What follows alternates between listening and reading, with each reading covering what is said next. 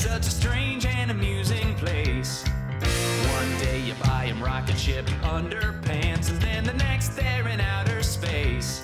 Mama, don't you know you keep the whole world turning round?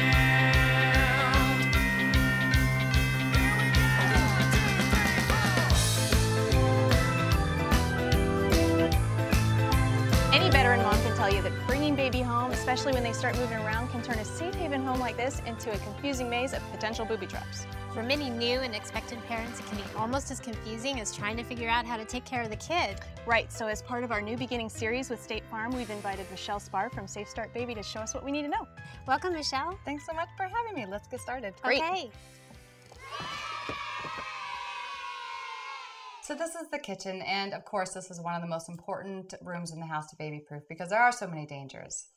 A lot of dangers. A lot of dangers. I just tell my kids, don't even get in here. So Just don't even come in. My kids always like to dump the drawers and stuff. I mean, you know, you got knives, you got, you know, all of these different things. That's right. And one of the most important things to worry about are the chemicals. Right. And it's best to keep them up on a high shelf, maybe in the garage or in a pantry locked up area on the top shelf. But that's not always realistic for all of us. Many of us keep it underneath the sink. Right. So if you do that, then you really do need to make sure you have some sort of safety device on there. This one here is a magnetic lock, but there are several different types out there. So you take the key, you put it on the outside, and it deactivates the lock. Oh, I've never seen that. That's amazing. And this is where you would have all there's of the your RAID. dangerous supplies. That's right. There you go. So as long as you keep your key up and out of reach, maybe up here, if the child can't get to the key, that is then the so child can't get convenient. into the Right, and cabinet. then so you can't even open that. That's right. So Let's see. now that it's completely locked. Wow, it doesn't even pull out a little bit. No, Okay, no. all right. Well, that's good. Yeah. That's really good. Okay, what and else? I've seen a lot of different latches, of There course, are. too. I mean, you don't have to do the magnetic ones. That's right. So another big area that you need to be concerned about for burning would be our stove and our oven. This right here is what's called a stove guard. It prevents the child from being able to reach up and touch the burner. Right. It's always best to use the back burners, turn your pot handles towards the wall. Right. And just keep, like you said, keep them Get out out. of the kitchen. Just get out. See, that's my Or solution. just don't cook until they're like 6.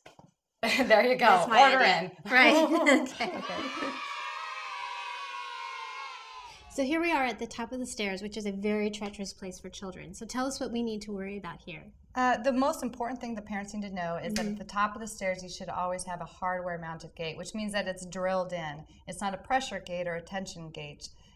Pressure gates can come loose and then both the gate and the baby fall down the stairs. So something like this would be a gate that is hardware mounted. Okay. All right. Okay, and what do parents need to worry about with the railing and the banister? The guidelines is 3.5 inches, which is typically about the size of your fist. So if it's bigger than that, you need to put some sort of netting, plastic, or plexiglass on those areas. Okay. And from personal experience, I have found the hard way that you really do need to have carpet or running a runner down the stairs. Yeah. If it's just a wood, because they wear their socks and they That's just right. slip and they just take That's head right. and So then you have a everything. falling hazard there as Right, well. So make sure you do have some sort of runner or that your stairs are carpeted. All right, well, let's go downstairs.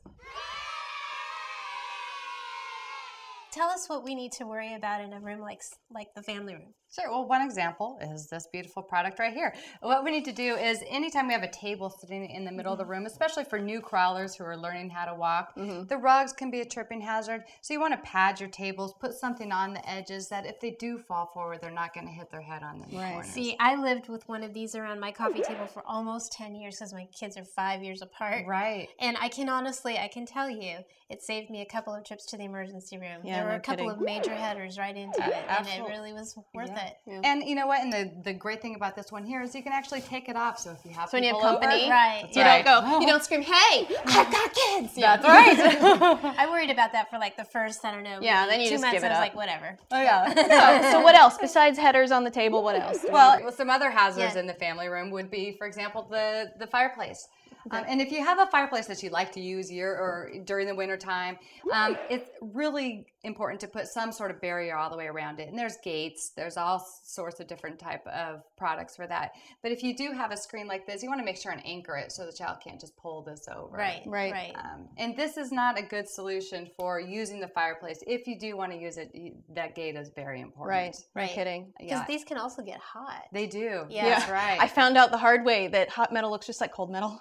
Yeah, Yeah, it's hard to so tell the you difference. can't tell. Yeah. And then what are these? Well, here's some that's great huge. electrical devices. It is huge. Yeah. That's just a box that covers the whole entire outlet. So if you have something you don't want your child to unplug or get to at all, you can just put this box. The plugs are on the inside. You close the box. Child can't gain access to it. And then the cords come out here. Right. So this is for something that has something plugged into the plug. Exactly. Okay. And this one, I have these at my home too. You slide it. Yep. It's called a slide plate. Can't It's electrocute spring loaded. So if you slide it to the side when you want to plug something in, if your child were to unplug your lamp or to try to open this, it's just going to snap into that lock position. Great. Brilliant product. Great. Well, this has all been wonderful information. Thank you so much for spending the time with us today. Thank you for having me. And obviously, there's a lot more that we haven't been able to discuss today. So if you need more information on baby-proofing your home, go to our website, mommycast.com. Mama, don't you know you keep the whole world turning round? Mama, don't you know you keep the whole world turning round? We should also take our chemicals and put those at the top of the shelves and keep those out of reach. But again, that is not realistic either. That was terrible. Can I just do that whole thing over? Do I get my blooper cut? Yes, you do. You're entitled to one. Yeah. Oh, now the pressure's on. Yeah.